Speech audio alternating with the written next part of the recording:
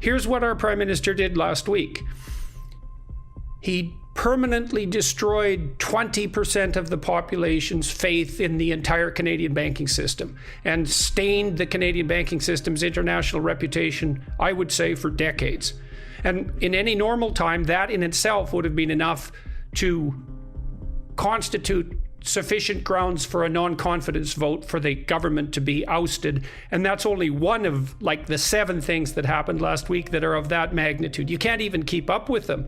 And so let's talk about this emergency for a minute. So imagine that you're on the side of Trudeau and the Trudeau government, and you're trying to make the case that this is an emergency that justifies the imposition of martial law. So what's the emergency exactly? Tell me, give me some evidence that there's an emergency of any sort. If even a delegation of the Trudeau cabinet had walked down the streets of Ottawa, had enough of parkers that they could sit outdoors and spend 2 hours talking to some of these real people, this could have been washed away. Most of the information that the government depended on was actually generated by the CBC. And so then we have this feedback loop, right? Well, there's that, yeah, and that's a whole other bloody insane catastrophe, that funding site was hacked by a crazy activist, and then that information was distributed, and that distribution of stolen information is technically illegal, and the media jumped on that and the government capitalized on it. And it's got to be that they believe their own press. And that's so interesting because they bought the press and paid them to tell them what they wanted to hear. And now they believe it and justify their policy as a consequence of that. 30 plus people in his cabinet, they can't all share that fantasy. And if we have 30 people elevated well, to then the how else do you account for what they're doing? Because strategically it's a bloody disaster. Because they genuflect. I put a note in the column that you kindly posted. I said heroes, and I was exaggerating. Where are the 5 or 6 people in his own cabinet or in his own caucus that are saying, Justin, you have really, really overreached vastly. You have insulted the nature of this country, which is always the middle course, always the willingness to at least try a compromise and a talk. And you've introduced false drama, and that's my explanation. Mm-hmm. Maybe the melodramatic idea of a great national emergency that will flare across the world. Maybe he saw himself as a hero, but if you're following the international press, we're getting a real beating, and happy days or sunny days are not here again. It's extraordinarily difficult to sample what the public thinks. And the reason we have institutions like Parliament, in fact, the actual reason we have institutions like Parliament is because that's a much better method of determining over a long period and in a sustained way what the public thinks when they're thinking carefully over multiple weeks, when many of them are together discussing, and when all of that's organized into something approximating a free political system. Opinion polls subvert all of that. Not only that, here's another point that builds completely on what you just said. One of the functions, as old as there is a parliament, and especially the mother of all parliaments, of having these great, vast parliamentary reform bill of 1832, is that the debate itself is an agency of the establishment of public opinion. And if you don't have the arguments and the debate, then opinion has no way to fashion itself or to respond to or to modify previous positions. You don't take a static, by the way, these polls are also highly suspect, but need that be? Highly methodologically suspect in like well, 10 not only methodologically, I think, and I'll say it out loud, I think some of them are partisan. But I go back to Parliament. Mm-hmm. If you cannot have a discussion in the parliamentary chamber of bringing in the most serious piece of legislation that we've seen, as you said, in 50 years, what is the point of Parliament? What is it? Both Chrystia Freeland and Trudeau are integrally associated with the World Economic Forum. And there's a globalist agenda. This sounds like right-wing propaganda, I suppose, but there is a globalist elite agenda that is aimed at severely modifying the manner in which our fundamental institutions operate under the, what would you call, the impetus of yet another crisis, which is the hypothetical climate crisis. And I'm an admirer of Bjorn Lomborg. I think he's done the best work on this matter, all things considered. Methodologically, he's got the best methodology for determining how to analyze what steps should be taken to deal with environmental concerns. I'm not going to call them emergencies. He's documented it very carefully, and I defy anyone on the climate catastrophe side to show evidence of a methodology more sophisticated than Bjorn Lomborg's in terms of analyzing an actual pathway forward that isn't merely apocalyptic neuroticism and the desire for totalitarian control. And so that's all lurking in the background.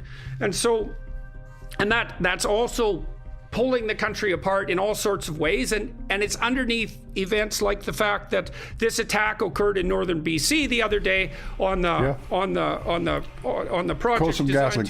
The Coastal Gas Link. Exactly. That's part of the attempt to ensure that we all have cheap, reliable energy as we move forward into the future. And I'm going to make it one more case about this. I worked on the UN Secretary General's report on sustainable development for 2 years and analyzed all this sort of material data. And that's where I came across Lomborg, trying to sort this stuff out.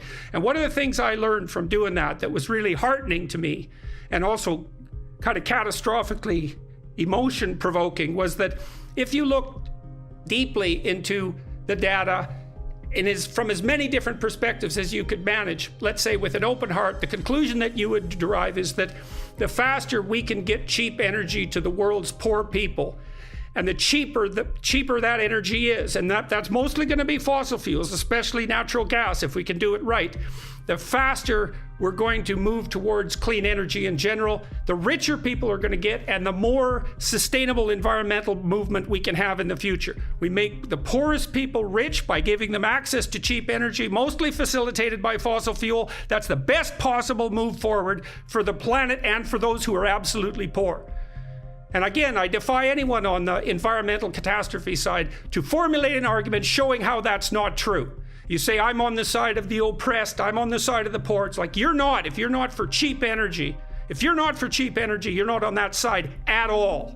We just put in over $500 billion of a deficit, over $1 trillion of a debt. Oil is now ramping up to $80 or $100 a barrel.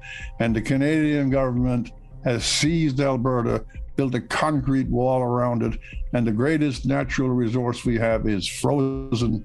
Here's one for you. Maybe the emergencies that we're seeing this week, I don't know. Maybe this is one way of forestalling the knowledge that they have gutted. There's nothing more psychologically attractive than a false crisis to divert attention from a real crisis.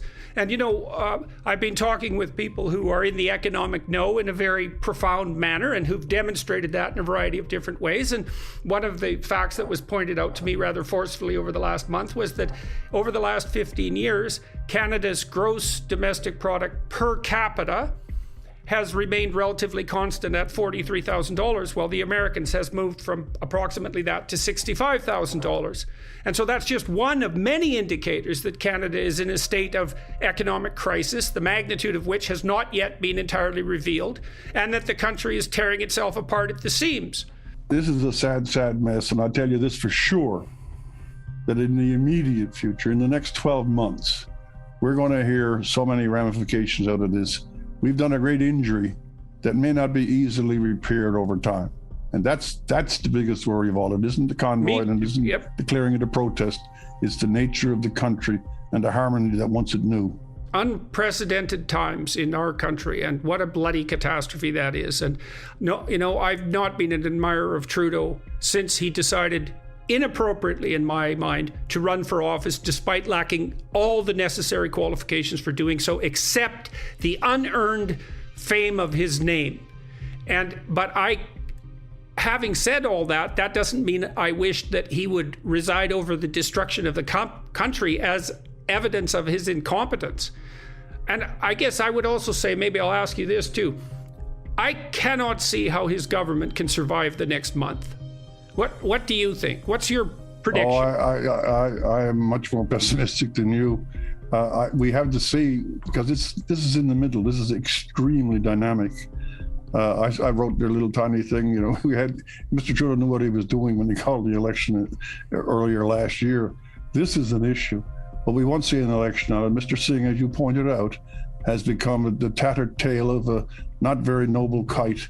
And the funny thing that the Separatist Party in Quebec is actually opposing this. The greatest Canadians in Parliament are the Separatists. No, I'm laughing, but I'm not. Yeah, I think it's a sad time. Yes. It's a sad time. It's a serious time. Well, wait here. This is what I'd like to say in conclusion, really, because I haven't been that specific. There were a lot of those men and women that came for 2 or 3 whole weeks. They were showing a good spirit, and they had their parties. Well, you know this was hard. They had to spend the money. They got their money seized by the government. They're out there being mocked by the majority of the Canadian press. They don't want to be 3 months in January and February squatting in a truck in front of a Parliament building in the middle of a media storm. So you know something? Now they got the long drive back, and they have been booted out of their national capital. I just say to them, if they listen to you and me on this particular thing, I think you did good stuff, and I think you deserve a hell of a lot more Thank support. God for the working class. Yeah, well, the working class is what keeps the country working.